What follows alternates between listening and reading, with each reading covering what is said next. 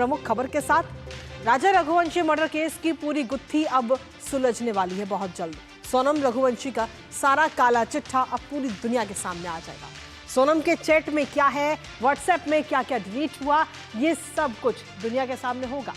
सोनम ने अपने प्रेमी राज कुशवाहा संग क्या क्या बातें की, कैसे राजा को हनीमून ट्रिप पर मारने का प्लान बनाया, कैसे मेघालय में राजा को मौत के घाट उतारा गया, इन सभी रहस्यों से बहुत जल्द पर्दा उठने वाला है। जहां एक तरफ सोनम पर शिकंजा कसता जा रहा है, वहीं दूसरी ओर उसकी मां पर भी शक हो रहा है कि क्या वो भी इस मर्डर प्लानिंग में शामिल थी। साथ ही राज कुशवाहा की मां लगातार अपने बेटे को निर्दोष बता रही है। इस पूरे मामले में क्या है लेटेस्ट अपडेट, करेंगे चर्चा अपने संवाददाता से, उनसे जानेंगे। साथ ही आपको उससे पहले दिखाते हैं बेवफा सोनम पर कसता शिकंजा। तो बेवफा सोनम पर यह शिकंजा लगातार कसता हुआ नजर आ रहा है, जहां सोनम समेत चारों आरोपियों की कोर्ट में पेशी हुई। और इसके साथ ही आपको बता दें कि मेघालय पुलिस को कॉल डिटेल्स में अहम सुराग मिले हैं, जिन्हें सबूत के तौर पर भी कोर्ट में रखेगी।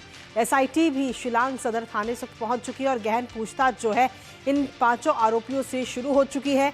हालांकि कोर्ट में पुलिस ने 7 से 14 दिन की हिरासत की मांग की है, रिमांड मांगी है। साथ ही क्राइम सीन को भी आज रिक्रिएट किया जा सकता है। बताया जा रहा है कि जहां इन 5 आरोपियों को उस जगह पर लेकर जाया जाएगा जहां पर इस पूरी वारदात को अंजाम दिया गया, इस हत्या को अंजाम दिया गया। और साथ ही जो तमाम सवाल है कि आखिर इस हत्या के पीछे मास्टरमाइंड कौन है और किसने हत्या की राजा रघुवंशी की, इन तमाम सवालों के जवाब बहुत जल्द सामने होंगे। लेकिन जहां एक तरफ सोनम की मुश्किलें बढ़ती हुई नजर आ रही है क्योंकि उसने अपना जुर्म भी कबूल लिया है, लेकिन वहीं दूसरी तरफ अब शक सोनम की मां पर भी जा रहा है।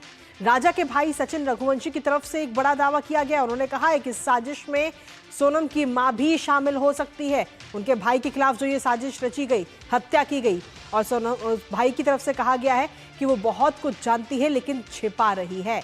विपिन रघुवंशी ने इस पूरे मामले को लेकर सीबीआई जांच की मांग की और कहा है कि सिर्फ सोनम नहीं, कई और गिरफ्तार होंगे।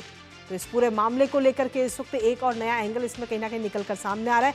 हमारे साथ हमारे सहयोगी शिलांग से इस वक्त जुड़ रहे हैं आरोन लैन, और साथ ही आदित्य जुड़ रहे हैं भोपाल से। सबसे पहले आरोन, आपके पास में आना चाहेंगे, क्या कुछ लेटेस्ट अपडेट है आपके पास इस खबर से जुड़ा हुआ? आरोन।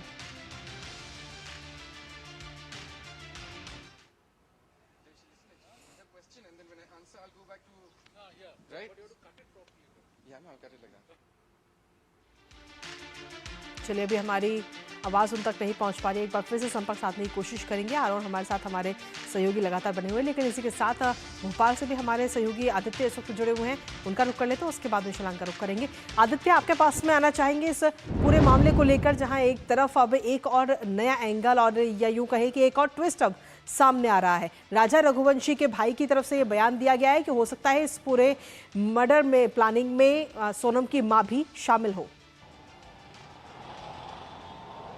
कृतिका, एक नहीं कई सारे तथ्य निकल कर आ रहे हैं। राजा रघुवंशी के परिवार तो आरोप लगा ही रहे हैं, वो इसलिए क्योंकि उनका ये कहना है कि इस पूरे शादी के पहले से ही जो सोनम का परिवार था, माता पिता थे, उनको पूरी जानकारी थी कि सोनम का संबंध जो है वो राज से है, और उसको छुपाकर समाज के डर से कहें या किसी कारण से कहें सोनम की शादी ज़बरदस्ती की गई। और सोनम ने ये कहा भी है परिवार को कि इसका खामियाजा आपको भुगतना पड़ेगा। और शायद राजा के इस कत्ल के बाद ये जो पूरी कहानी अब हम देख पा रहे हैं, ये शायद वही खामियाजा भी हो। लेकिन एक और तथ्य ये भी निकलकर सामने आ रहा है कि ये जो 50,000 रुपए जो 3 लोगों को दिए गए थे राज के द्वारा, अगर बात की जाए तो जो विशाल है, आकाश है, आनंद है, इनको वो हवाला के जरिए पैसे दिए गए थे सोनम के द्वारा।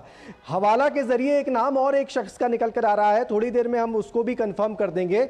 उस शख्स के जरिए जो है इनके पास पैसा पहुंचा था, तो उस पर भी अब उस एंगल से जांच की जाएगी कि आखिर ये पैसा आया कहां से था। क्योंकि राज के परिवार वाले भी ये कह रहे हैं कि वो इतना पैसा उसके पास हो ही नहीं सकता था, क्योंकि वो 10 से 12,000 रुपए तो घर पे ही देता था, उतनी सैलरी भी उसको नहीं मिलती थी। पहली बात।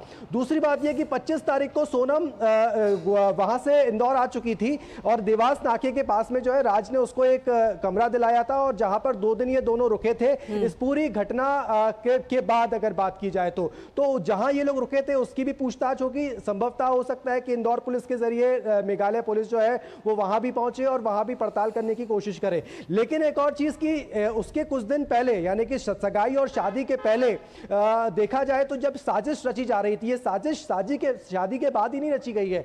जानकारी यह भी है कि सगाई के बाद से ही ये साजिश रची जा रही थी और वो साजिश किसी एक कैफे में, इंदौर का एक कैफे है वहां पर रची गई थी। तो किस तरीके से उस साजिश में और कौन लोग शामिल थे, फोन जो उसको दिया गया था इन 3 लोगों को, उसमें से एक सिम जो है उसको तोड़ के फेंक भी दिया गया था। जहां पर उस सिम को फेंका गया था वहां से भी तथ्य लिए गए हैं, सबूत लिए गए हैं। कुल मिलाकर कहें कृतिका तो कई सारे तथ्य हैं जिस पर अभी जांच होना बाकी है। केवल मेघालय में ही नहीं, इंदौर में भी इस पूरे मामले की जो एसआईटी मेघालय पुलिस के द्वारा बनाई गई है। अब उम्मीद कर सकते हैं कि मेघालय पुलिस एक बार फिर हो सकता है इंदौर आए और इंदौर पुलिस के साथ मिलकर इन तमाम जगहों पर जाकर जो है कुछ और पूछताछ करे। चलिए, आप इस खबर पर अपनी नजर लगातार बनाए रखिएगा आदित्य। लेकिन कुल मिलाकर अगर हम देखें तो ये बात जरूर साफ हो जाती है कि अगर कोई भी व्यक्ति अपराध करता है तो उस अपराध को वो कुछ दिन तक छुपा सकता है, लेकिन सच्चाई एक ना एक दिन सबके सामने निकलकर सामने आती है। इसी के साथ